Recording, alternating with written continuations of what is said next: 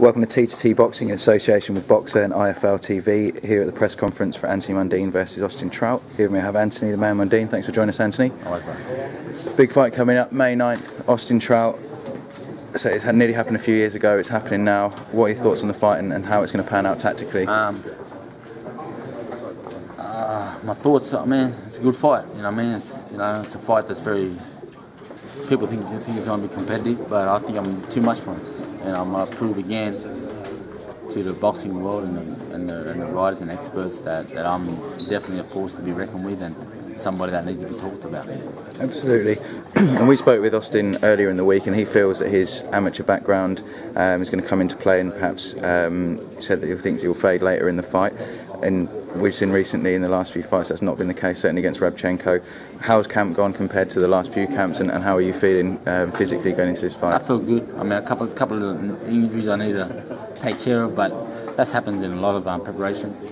And it's just, as long as the fight night I'm ready, and I'll be, once I get in that ring, I'll be 100% focused on getting the victory.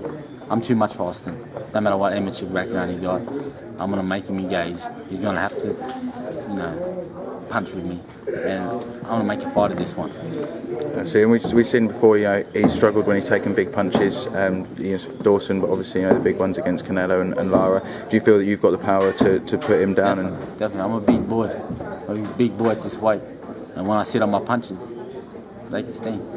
Absolutely. And he, Trout's obviously got a win over Miguel Cotto, who's facing Cotto Geale, which is coming up in June as well. What are your thoughts on that fight being made? So with, I mean, it's good for Australian boxing, but it's just too bad Daniel's boring.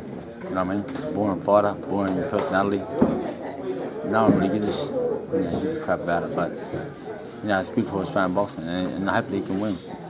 If Cotto or Geale was to win that fight, or someone obviously has to, there'll be a middleweight title there. Is moving back up in weight something that you've ever considered? I don't want to.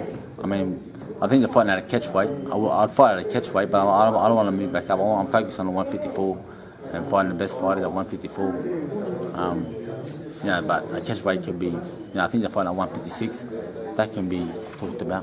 Yeah, perfect. And so this fight's for the WBC Silver Title, or retaining your Silver Title, which will give you a shot at potentially Mayweather, but below him, you've got Lara and Canelo if he steps aside. Have you got any preferences as to who you prefer to fight, who you think is more beatable? I'd like to fight the bigger name, Canelo. I think Lara's the better fighter with the lesser name, so it's more, the risk versus reward there is not as good. But Canelo would definitely be a great option. Perfect. And were you seeing some fanfare from Anthony Mundine? You see obviously all your gold trims for the next fight. Have you got anything planned for? So I know you're coming out on your own on PBC, but anything planned for while you're out there to cause a bit of a storm amongst the American fans? I'm trying to be me, man. Be cocky, be brash, be the charismatic character that I am, and let them, give them my personality, give them my background and what I've done. Check my resume, because there's no one like it, ain't nothing like it, and I'm the best. And so, late coming to the American market, with only one fight out there, and you said you only got a couple of fights in it yourself in the closing chapter of your career. Have you planning to fight a few fights in America and sort of finish up on a high out there, or are you looking to maybe bring some of the bigger fights here in America? Yeah, I want to. Obviously that's the mecca of boxing. That's where the international, I suppose. Where it's all at, so that's where the best fighters are, and that's where you want to be, so if I win this one, I can't see myself coming back home. Yeah. I just want the bigger fight.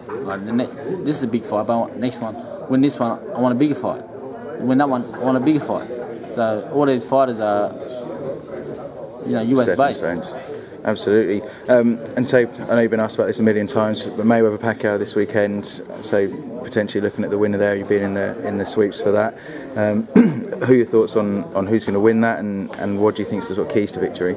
I think Floyd's boxing skill and defensive skills probably just a bit too much for Pacquiao, but if he goes to points, I think Pacquiao's got a chance because of his work rate. No, it's going to be a close one, but I think Floyd's going to get it. How would you go into a fight with Floyd Mayweather? So I know it's one that you want. What would your game plan be if you were to take a fight with Mayweather? power boxing, put the pressure on him, but at a safe distance, and to where he can't counter, and you know, try and trap him in the corners, let my hands go, but not be silly enough like other fighters and stay too close. Yeah. Be at that range where I'm dangerous, straight right. where I can get him, but you know, it's harder for him to get me. Perfect. Well, look, I know you've got a lot of media obligations today, so we'll let you go. But thanks for joining us, Anthony. This is Tom Watt for T2T Boxing, Association with Boxer. Cheers, mate.